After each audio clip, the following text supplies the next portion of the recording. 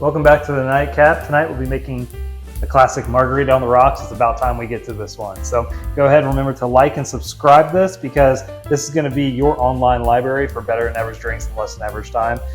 Comment, ask us to make other drinks that you want to see, even if you know how to make it. It again becomes part of your library just to quickly reference and make some fast, easy drinks for your nightcap. So again, with the Margarita on the rocks, we're going to do 2 ounces of tequila, 1 ounce of your triple sec, 1 ounce of freshly squeezed lime juice, and then ½ an ounce of agave syrup, all built in a shaker, which already has ice. So we're gonna go ahead and measure out the 2 ounces of the tequila right here. I use Don Julio and pour it down the hatch, just like so. We have pre-measured the other items, so once again, 1 ounce of triple sec and 1 ounce of freshly squeezed lime juice, and then finally ½ an ounce of agave syrup.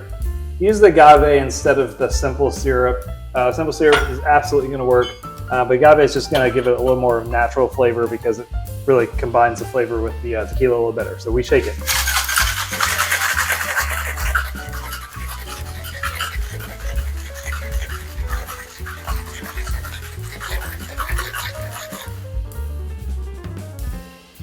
Okay, we have shaken it, and now it's time to do a little extra tip of the day.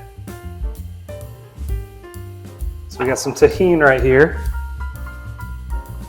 lime over the rim of the glass,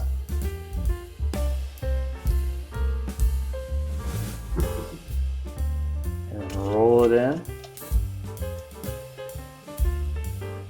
And just get a little bit of that extra flavor on the top, and pour in the marg.